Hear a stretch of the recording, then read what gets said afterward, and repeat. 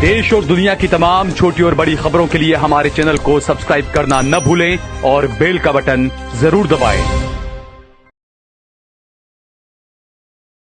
नमस्कार दोस्तों, स्वागत है आपका देश लाइव में और आपके साथ मैं हूं आशी मात्यागी। दोस्तों, जरा कल्पना कीजिए, देश का लोकतंत्र अगर एक घर हो तो मीडिया उसकी खिड़कियां होती है ताकि जनता बाहर की सच्चाई को देख सके, उसको समझ सके। लेकिन अगर एक एक करके सारी खिड़कियां एक ही ताकत के हाथ में चली जाए तो घर में रोशनी बचेगी या सिर्फ पर्दे? आज हम बात करने वाले हैं उसी पर्दे की, जिसका नाम है मीडिया का कॉरपोरेट कब्जा। अदानी समूह ने एनडीटीवी के बाद अब एक और बड़ी न्यूज एजेंसी यानी आईएएनएस पर पूरा नियंत्रण हासिल कर लिया है। सवाल ये नहीं है कि खरीदारी कानूनी है या नहीं, सवाल ये है कि लोकतंत्र के लिए इसका मतलब क्या है। तो आज हम इसी सवाल का जवाब ढूंढने की कोशिश करेंगे इस चर्चा के माध्यम से। मैं चर्चा में आगे बढ़ूं उससे पहले आप लोगों से अपील, इंसाफ की आवाज को बुलंद करने के लिए और सच्ची पत्रकारिता के लिए हमारा यानी देश लाइव का सहयोग करें। साथ ही डिस्क्रिप्शन में दिए गए लिंक को ओपन कर ज्वाइन बटन दबाकर आप हमसे यानी देश लाइव से सीधा जुड़ सकते हैं। दोस्तों वापस आज की चर्चा पर लौटते हैं। और मैं ये अडानी समूह का जिक्र क्यों मैं कर रही हूँ, दरअसल पिछले कुछ सालों में हमने एक पैटर्न देखा है। पहले दिसंबर 2023 में आईएएनएस में 50.50% हिस्सेदारी, फिर जनवरी 2024 में 76% और अब शेष 24% भी खरीद कर आईएएनएस पर 100% मालिकाना हक, यानी अब आईएएनएस पूरी तरह अडानी समूह की सहायक company AMG media network limited के हाथ में है। ये कोई छोटी खबर नहीं है, क्योंकि आईएएनएस सिर्फ एक चैनल नहीं बल्कि सैकड़ों अखबारों, टीवी चैनल्स और डिजिटल प्लेटफॉर्म्स को खबरें सप्लाई करने वाली न्यूज एजेंसी है। यानी अगर स्रोत ही एक हो जाए तो खबरों का स्वाद भी एक जैसा हो जाएगा। याद कीजिए एनडीटीवी को, आप याद कीजिए, एक समय था जब एनडीटीवी को मिलावट रहित पत्रकारिता का प्रतीक माना जाता था। सत्ता से सवाल, सरकार से जवाब और दर्शकों के सामने तथ्य, सच। लेकिन जैसे ही एनडीटीवी का अडानीकरण हुआ, दर्शकों को बदलाव दिखने लगा। बहसों का तेवर बदला, सवालों की धार कुंद हो गई और आलोचना की जगह संतुलन के नाम पर चुप्पी आने लगी, मौन। आज बहुत से लोग कहते हैं कि एनडीटीवी भी उसी कतार में खड़ा है जहां पहले से आज तक मॉडल की चापलूसी मौजूद थी। आज कहीं ना कहीं वो जगह एनडीटीवी की हो गई है। अब देखिए दोस्तों, अब यही डर आईएएनएस को लेकर है। आईएएनएस वो एजेंसी है जिसकी कॉपी देश के कोने कोने में छपती है। छोटे शहर के अखबार हो या क्षेत्रीय चैनल, अक्सर उनके पास जमीनी रिपोर्टिंग के संसाधन नहीं होते, वो न्यूज एजेंसियों पर निर्भर रहते हैं। अगर आईएएनएस की एडिटोरियल लाइन बदली तो उसका जो असर है वो सीधे सीधे सैकड़ों मीडिया हाउस पर पड़ेगा। यानी बिना चैनल खरीदे भी आप पूरे न्यूज इकोसिस्टम की दिशा तय कर सकते हैं। और देखिए दोस्तों, ये पहली बार नहीं है। मुकेश अंबानी का नेटवर्क 18 पहले से ही इस लिस्ट में शामिल है, इस सूची में शामिल है, जहां सत्ता के प्रति नरमी और आलोचना से दूरी साफ दिखती है। अब अडानी समूह के आने से ये जो दायरा है वो और बढ़ गया है। सवाल उठता है कि क्या ये सब सिर्फ बिजनेस है या फिर राजनीति और पूंजी का गठजोड़?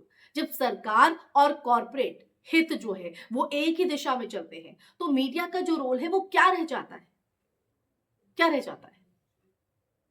लोकतंत्र का चौथा स्तंभ या सत्ता का पीआर डिपार्टमेंट? दोस्तों ये सवाल इसलिए क्योंकि आज यही दिखाई पड़ता है। सरकार समर्थक लोग कहेंगे खरीद फरोख्त बाजार का नियम है, इसमें गलत क्या है? लेकिन लोकतंत्र में मीडिया कोई साबुन या सीमेंट नहीं है। मीडिया वो जगह है जहां सवाल पूछे जाते हैं, घोटाले उजागर होते हैं और सत्ता को आईना दिखाया जाता है, जनता को सच। अगर वही मीडिया वही मीडिया कुछ चुनिंदा अरबपतियों के हाथ में चला जाए जिनके कारोबारी हित सरकार की नीतियों से जुड़े हों, तो टकरावे हित यानी कॉन्फ्लिक्ट ऑफ इंटरेस्ट अपने आप पैदा होता है, कोई और नहीं पैदा करता, अपने आप होता है। और आज हालातों की बात करें तो आज हालात ये हैं कि किसानों के मुद्दे, बेरोजगारी, महंगाई या चुनावी पारदर्शिता जैसे सवालों पर चर्चा कम होती जा रही है, या ये कहें कि वो है ही नहीं। उनकी जगह राष्ट्रवाद की चीख, विरोधियों का चरित्र हनन और सत्ता की जो तारीफ है उन्होंने ले लिया है। क्या यही काम है मीडिया का? एनडीटीवी के बाद अब IANS यानी खबर बनाने वाली फैक्ट्री भी उसी सोच के हवाले। इसका असर सिर्फ आज पर नहीं, जी हां, आज पर नहीं, आने वाली पीढ़ियों पर पड़ेगा, जो यही मान लेंगी कि यहां नॉर्मल पत्रकारिता है, यहां ये नॉर्मल पत्रकारिता है। लेकिन ये नॉर्मल पत्रकारिता नहीं है, ये चाटुकारिता पत्रकारिता है। जब सत्ता से सवाल ना हो, सिर्फ सत्ता के हित में कसीदे पढ़े जाएं और जनता को सच ना दिखाया जाए जिसके जनता हकदार है, तो कहीं ना कहीं ये नॉर्मल नहीं हो जाता है, ये गंभीर हो जाता है, सोचने हो जाता है, खतरनाक हो जाता है। इसलिए दोस्तों, आने वाली पीढ़ियों पर इसका असर ना पड़े और वो इसे सच ना मान ले, तो इसके लिए हमें आगे आना होगा, आवाज उठानी होगी, सवाल पूछने होंगे, क्योंकि ये नॉर्मल पत्रकारिता नहीं है, ये झूठी और चाटुकारिता पत्रकारिता है।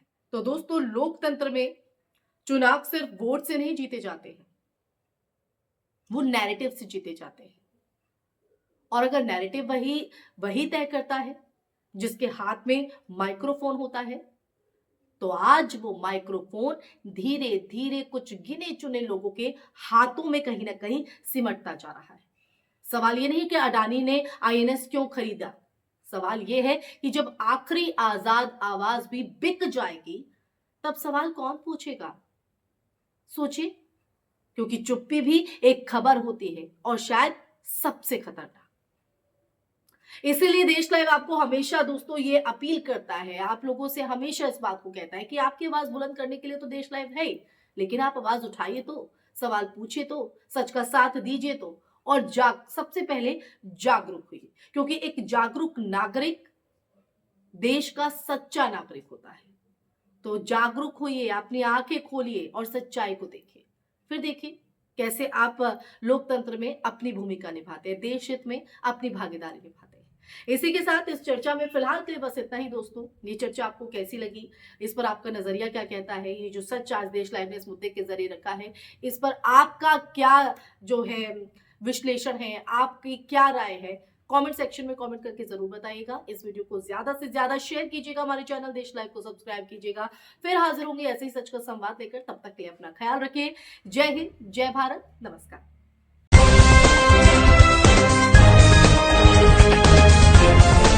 देश और दुनिया की तमाम छोटी और बड़ी खबरों के लिए हमारे चैनल को सब्सक्राइब करना न भूलें और बेल का बटन जरूर दबाएं।